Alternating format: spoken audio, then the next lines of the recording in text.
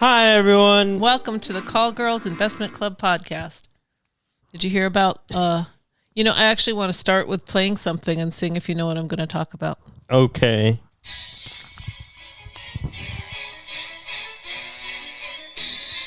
You know what it is? What is that? It's Tesla. No. It's the Jetsons theme song. It's the Jetsons. Why? Because Tesla? No. Because of that. Flying cars? That's it. Flying. They're not really flying taxis. This is what it looks like, supposedly. I saw a picture of it where it's already flying, so I guess they've succeeded in that. I know there's something called the Harrier, which is a jet that has propellers that lift it straight up in the air. Seems like it can fly. That seems like it'd be very useful now that we're living in an age where people aren't going to want to get onto a crowded airplane, you know? Well, that could be. People want to hang out in a single person plane, you know? Well, supposedly the pros of this thing are it's electric, there's no emissions. It can go 150 miles an hour. It can go 60 miles on a charge. And they did this chart for their investors where they're saying this is how much it costs to fly to New York as opposed to drive. They're saying driving takes 60 minutes. Cost to operate, well, they didn't put a number there. They're saying if you took an Uber, it would be $76, but if you take their thing, it would be $50. That's pretty good. But you'd get there in 22 minutes instead of 70 minutes. That's really good. Yeah, although I'm a little skeptical of this because they made this for their investors. It's like, on what basis are they claiming this, you know? Yeah, and also there's the problem of you can only leave and enter airports or places with helipads. If it has wings, that must be true because look how they've got this car. You take a car to the helipad. You take the what do you call it? The Archer taxi, and then you get out and you walk. That's what this is saying. Right. They probably have a helipad in the middle of New York. But the reason, and I totally disagree with that, is the pilot issue. You have to get people trained as pilots to fly these, and they're telling everybody, by the end of the decade, these are going to be autopilot, so they're not going to need pilots. Well, if that's the case, why would anyone want to go into that job that's going to be outdated in 10 years? Right. So I think they're going to have a hard time finding pilots, and it's probably going to cost a little more. So the reason this is in the news is United Airlines gave them $1 billion. They made an order of these airplanes. They want to be part of the air taxi service that they think is the future. Yeah, I mean, I agree because I feel like United Airlines and other airport companies, like I said earlier, are kind of suffering a lot during the pandemic because no one wants to get into a crowded airplane full of people. Oh, that actually brings up my third thing I was going to talk about.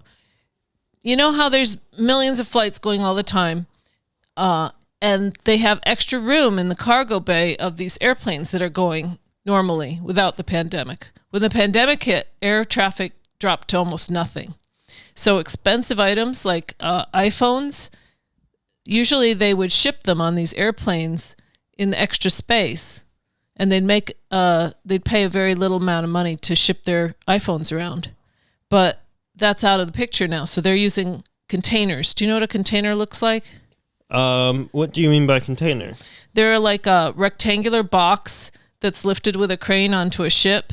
And they're all different colors. They're like green and orange and stuff. And then when they lift them off, they can put them on a truck bed with wheels and a truck engine, And then they drive them around the country and you see them on the freeway. The same containers, those ones with the latch where you lift it and you open it up. Mm-hmm. They're in movies too. Those big metal boxes. That's a container. I don't feel like I understand what you're describing, but if you put a picture up on the screen, I could go, oh, that's what you mean. One of those things. Well, let me see if I have a picture in here. Those are too big to go on a truck bed. No, they're actually not. This is a smaller ship. This is a dock. Oh, you mean one of those. They actually have them on trains too. I was thinking pickup truck. So, you see these boxes on trains. You see them on trucks, semi-trucks. Right. They build the semi-truck with just the wheels and this metal frame, and they just drop this on top and latch it down, and it drives across country. No, I know what you mean now. Ships, those are containers. So there's a big container shortage because supposedly China overcame the virus really quick. I don't know if they're telling the truth, but they went back to work. We had lockdowns for a year. So American products weren't being manufactured and Chinese products were. So China is shipping their products all over the world and America is way behind. So China is using all these containers to ship their products to the United States. And when they get here, they used to be filled up with the American goods and shipped back. And now, because there's such a demand for containers, they are just getting shipped back right away without filling them up because they're so desperate for containers. So in China, they have 3 or 4 of them going out for every one that comes in. They're really short. So the story is that shipping costs have gone up 300%. So if you want to buy something from China, it's going to cost whatever it would have cost plus an extra 300% of the shipping cost. Right. And this is a problem for American companies because they can't get their hands on the containers. There's a bidding war for the containers. So the thing I told you about airplanes and the storage in airplanes is also a problem because there's less air traffic. So there's even more people trying to use these containers. So that's a big story in the news. Here's another current story in the news. They want to tax people who leave. California has been losing hundreds of thousands of people who have been moving out of the state because they don't like paying the high taxes. We have a higher tax rate than most countries. We have a 16% tax rate. That's highly unusual for any state, and they keep raising it. Now they want to do a wealth tax, which means if you had $100 in the bank, I mean, it wouldn't be if you had $100 in the bank. If you're wealthy, they target the wealthy, but they're taking 0.4% of your $100, which would be 40 cents. It sounds like nothing, right? Except they're going to do it ongoing forever. So if you're paying constantly 40 cents, 40 cents, 40 cents every year, it works out in about, if you had $100 and you were saving it up for when you retire, you'd have like $8 when you retire. Yeah, that's kind of the worst. Because that just means there's no point in putting money in the bank anymore because interest gets canceled out. Pointless to have any wealth. Just store all your cash under your mattress. Well, this is my theory is why Bitcoin's going up. I think a lot of people want to avoid taxes, want to avoid having any wealth on the record, and Bitcoin is under the radar. Yeah. I feel like nationally, a lot of Republicans want to avoid, they feel like there's socialist policies coming down the road that's going to try to take their wealth away. So I got the feeling that there's a lot of people dumping their money into Bitcoin because of that. Yeah. But the thing about the Hotel California tax, there's a song called Hotel California. You can check in, but you can never leave. Right. So if you leave California, you still have to pay California tax. You could leave and move to Kansas, and they still want you to pay California wealth tax for 10 years. Yeah. Which is a little scary for people who have money. We don't. You didn't think that was funny? No. I don't like okay, honestly, the main reason I didn't want to do a podcast last week was not really the Super Bowl. That was a factor. It's because I lost money and I just didn't want to talk about it. I also lost money. And to be honest, I think that we jumped on. Oh, no. Yeah, I got GameStop in front of me here. I was going to talk about it. GameStop right there, down. right at the top, at the double peak, we both wanted to buy puts in GameStop. We both said, okay, it's over. And we went to look at puts. I don't know if you did, but I did. And they were 50% of the stock price.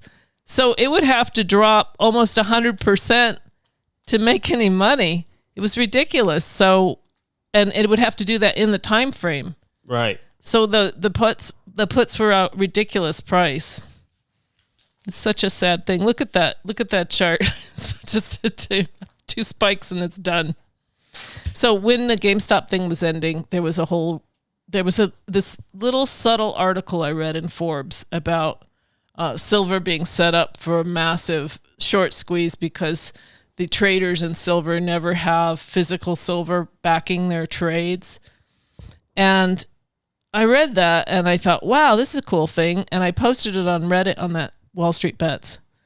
And the next day, it was all going around between all the Wall Street Bets guys. I don't know if it's because of me or because... Probably not. I don't think so. They'll get upset if you think it's you. They'll I don't be like, think it was this crazy old lady telling us what to do? Well, I was one of the... She can control us. I was one of the first people to post it on there, but I think it was a carefully orchestrated attempt for these short sellers to destroy the GameStop's trade, because the short sellers that were trying to get them to focus on other things and not on GameStop are some of the highest owners in silver. They have the biggest positions in silver. So if suddenly everybody started thinking about silver and buying silver, not only would they get away from GameStop and let the short sellers win, but they would put money in the short seller's pocket by making the silver they own worth that much more. So I think that article I read was a plant to try to get the subconscious of all these people turned around onto silver. So I did buy silver when I read it, which was here, and it went up to there, and it started going back down, and like right away after I bought it, the people in the Reddit posts were saying, this is a ploy to get us off of GameStop. This is bullshit. These guys own it. And I was like, I didn't do my research. So I sold, but it was already down there. So I basically just kind of broke even on that. Oh, well. I thought it would be exciting to, I was trying to chase. Oh, hey, Corsair's doing pretty good. Yeah. So Corsair, which you found, we made money on. Thank you. You're welcome. And I gave you the money back that I made off of it, didn't I? That gave me that was some because of you. It. Yeah, so you told me I bought 2 shares with $980. It went up like $13.50, and I gave you the $650 or whatever, $680 that you made off of those 2 contracts. Right. But I thought you were right, so I bought more of it, and then I kept some of the profit off of that. But it was climbing up until the earnings report, and as you and I discussed, you had the idea of selling it before the earnings report, and it was up so high. That's exactly what I did. And nice. And that's right where the earnings report was, and it just dropped like a rock. It's like a rhythm game. You're getting perfect timing. Well, speaking of rhythm, I've been debating whether I should share the machine and how it works. The thing I have that predicts the future. Right. Are you going to do it? Kinda. This was, I think I will, but not in detail. This was the chart that it generated for Corsair last week, and it had it like coming off the bottom, but that was in the beginning of the week. So this chart doesn't tell me that much because it doesn't have tons of data. See how there's a big long section where there's no data? The problem with the machine is that it needs a stock that's been around for a while. I think it needed more data. But it was correct that it was coming off the bottom, but and maybe this means that long-term Corsair's going up. That could actually mean that. But I just sold it anyway because I just felt like I'm up. It's going to crash from the earnings report, making it not worth as much as the stock is, so I just got out of it. But this thing called the machine, these charts that I'm generating, they showed this about Bitcoin at the same time. And this is a long-term bit of data here. It goes up and down, up and down. The reason I invented this is because I've always felt stocks go in waves, and on those waves are smaller waves, and on those smaller waves are itty-bitty waves. So I was trying to figure out how to express that mathematically or make a chart to try to predict the future.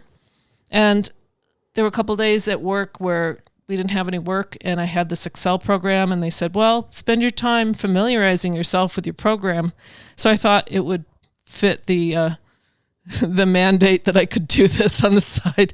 So I was playing around with what's called exponential moving. I don't know if I was making exponential moving averages, but I was creating exponential averages.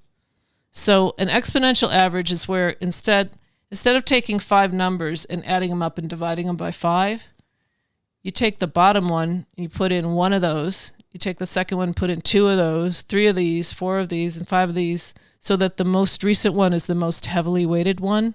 And then you divide by however many that is. What is that? 5, 10, 15? Right. So then I was coming up with these numbers for like a 5-day moving average, 10-day moving average. I was doing it for the open, the close. I did this huge spreadsheet for the volume. And then I compared different moving averages of different time frames. You know, I didn't realize what I did was so complicated, but now I'm describing it. It's really complicated. It is going over my head a little bit. So it doesn't really matter. I'm not going to show you in detail for the viewers how I did it, but it did generate these charts. So this is like this is exactly what happened with the stock price. This is the short-term machine, and this is the long-term one. And I did one for Tesla. I did one for Corsair, for Riot. I did one for Riot is the Bitcoin miner. I did one for TQQQ. I did like 5 of them. And I compared them all, and I looked at each one had a different pattern. So I was looking for patterns on each one, and you had to be like flexible because each stock kind of has its own personality. But then I got to the one on Bitcoin, and it was just this clear line, up and down, up and down, up and down, and just starting to go up. And I checked for confirmation on the chart. I checked for the volume, and it just told me absolutely Bitcoin was going to go up. That's how I felt. Could be wrong, but it's weird how these have worked because I've made these charts for maybe 3 or 4 years now. And right when they get to the bottom and it says they're going to go up, something will happen in the news that triggers a big stock buy.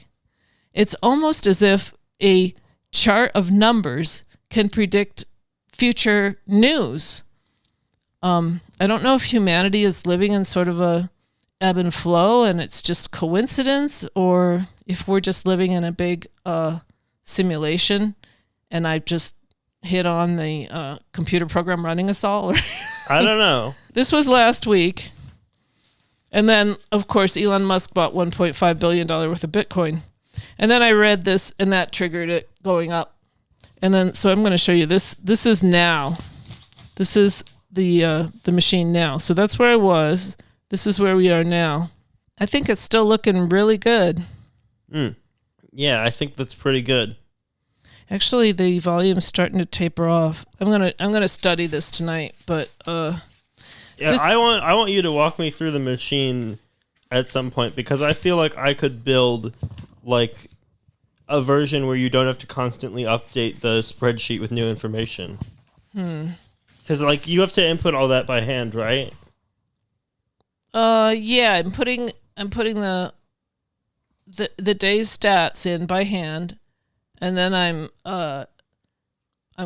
putting in I'm copying. I have all these formulas calculating as soon as it goes in, and then I'm flipping them over and turning them into hard numbers. And then I think there's definitely a better way to do this where I could ping an API to get the stock prices, and then I could input those into the machine. You have to pay for stock prices. You can get them for free. No, not pay. I said ping an API. Ping an API. I'm using ping loosely. That's not what ping means in a computer context. But yeah, there's some ways I could mess with that a bit, I think. Well, judging from this curve, these dips, they're about 100 trading days apart. This one came quicker. And these peaks, they're about 100 trading days. That one came quicker. Right. Have you done one on Riot? Yeah. Let me find Riot. I did Tesla, but Tesla's just not inspiring me. It's just, static pretty much. And it's kind of downtrend last week when I did it. So I wasn't... Actually, I did this. It said it was in a downtrend, and that was 1 week before. So that was here, and look what it did. It just dropped off like a rock. Cat sitting on Riot. Here it is, Riot. And Riot is sort of a proxy for Bitcoin. Right. So on Riot, this was last week. I didn't do one today. And it was similar. Similar, but... it looks like it's not quite hit bottom yet as far as the 20 to 50 goes. For last week, yeah.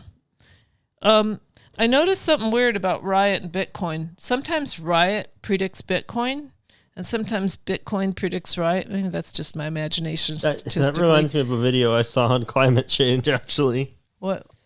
There was a video I was watching on climate change where they were talking about how if looking back at a chart of like CO2 values versus temperature, sometimes temperature changes predict CO2 levels rising, and sometimes the CO2 levels predict the temperature rising. That makes sense because as oceans warm, more methane is released and all that. Right, exactly. Yeah, that does make sense. So you think the Riot is the stinky methane of Bitcoin? Yes, that's actually probably really correct. Well, I went for a while with Mara because Riot's price to earnings ratio is 1,136 or something like that. Wait, and Maya? price to earnings. So a normal price to earnings ratio is maybe 20 on any stock. What is Maya? Oh, it's another Bitcoin miner. Who is Maya? No, it's Mara. I'm sorry, it's Mara, M-A-R-A. No, that's different. Mara's the penis monster from Shin Megami Tensei. Maya is the program they used to make the model for the penis monster in Shin Megami Tensei. Well, I did go with Mara for a while, and I watched, and every time Bitcoin, that's very cute, Michael. Your penis jokes are cute. I'll send you a picture of Mara. Are you going to send me a penis? My son is sending me a penis. Okay. Put it up there. Yeah. I will. Well, that really made me forget what I was saying. We were talking about Mara. Oh, I felt so left out because it's like they'd go up 6% and Riot would go up 12%. So I don't think Riot... I did a detailed math study of Riot and how much Bitcoin they're holding, and their stock price does not correspond with the Bitcoin they're holding. I guess it could go up with potential. I think people just think they have more Bitcoin than they have or less Bitcoin than they have. I don't think people are looking at value. I think they're just going nuts and everybody's going for Riot because it's the big name. Yeah, they're like, oh, they're a Bitcoin miner. They're like, no one knows how much Bitcoin they actually have, so the price is all over the place.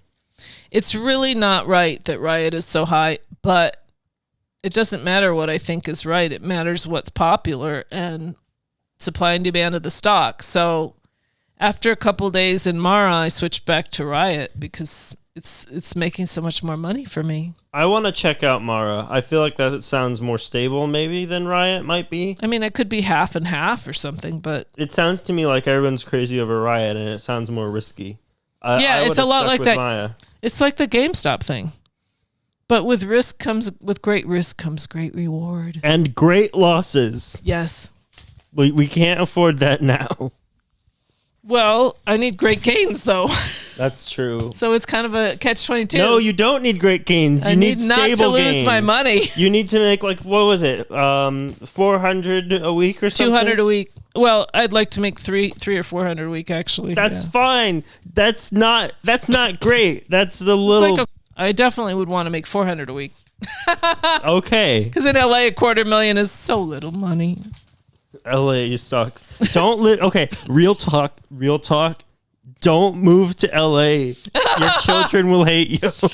I'm sorry. Don't hate me. I'm joking about that. I love you. But it's I love LA. Living in LA, if you... Kind of silly to love LA. Here's the problem. I was thinking about this a couple of days ago.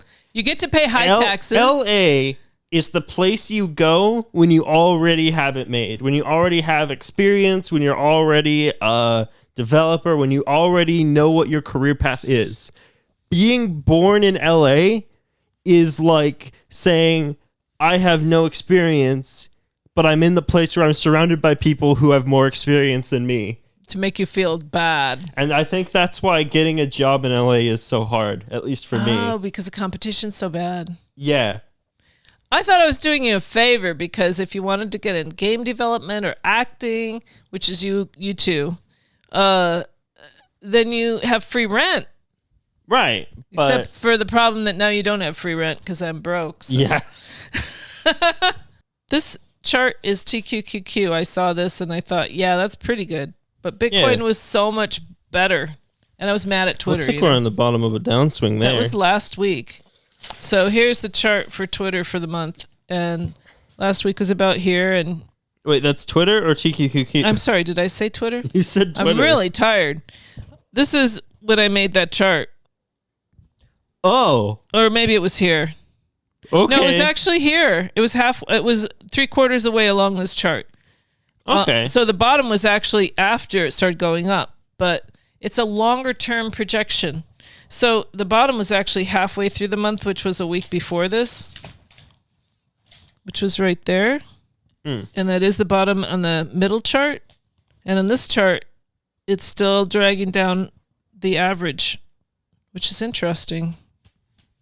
Yeah. This chart on TQQQ is actually not predicting the future, but the past. It's really dragging behind there. Oh, whoops. It's the machine. Sometimes it predicts the future, but sometimes it predicts the past. It's showing the exact top when it happens, but the bottom lags. Yeah, I don't know about those charts now. I'm having second thoughts. I got to study them more. I want you to tell me how you make them, because I want to see if I can make a better way for you to make them and update them. Okay, we'll go through them cell by cell. Okay. So the gist of that is, through a lot of hard work and really cranking some numbers and making sure they're accurate and then printing these charts, then you use your creative mind to look at it, to observe and try to find patterns. And then you use that as further input to decide whether you're going to invest in something. Bitcoin, there's a lot of story behind it. There's a lot of reasoning behind it, but there's also this chart. And if I see that, that gives me one more factor to consider. Right. Although I'm looking at it now thinking it predicted the past, so that maybe that wasn't a good factor. Well, we'll see. I don't know. It's weird because each stock has different patterns. Like on some stocks, they do a little thing before they drop. So hopefully that'll work. Yeah. Any news from you? Not much. I haven't been doing much investing, and what I did invest, I lost money on. Yeah, so the 680. I'm thinking I'm not going to be in Nokia anymore. Fuck that stock. Stock is dead to me. I need to look back into the Corsair, but I'm kind of apprehensive about getting back in. Yeah, did it go down recently? I mean, it kind of did. It was on an upward trend, but I think it went down recently. Maybe this is a good entry point. Or the one concern I have is I'm concerned about the entire market at some point waking up and saying, you know what, we're in trouble. Right. Especially now because China's doing so many exports and we're not. I mean, we haven't really been creating so much in the U.S. for the last year. Right. How can the stock market be at an all-time high? Only because of the dollar crashing. And if the dollar crashes, ultimately that's going to crash the stock market because it's going to make everybody not able to spend money, and they'll just freeze up the economy because people will be afraid to spend money on anything. They won't know what to do. It's like get my wheelbarrow and haul all my dollars over to the grocery store and try to buy a gallon of milk. Mm-hmm. So I don't know. Okay, how can we end this podcast? We need an ending. I'm going to buy you a video game as a birthday present. Oh, yeah, my birthday's tomorrow. I want to buy you a video game for something, because I know that you've been playing Animal Crossing. Okay, let's record your video game show tomorrow for my birthday. Okay, let's do that. I'll play for my birthday. Okay. But that's not stock related. No, it's not. Bye, everyone. Bye.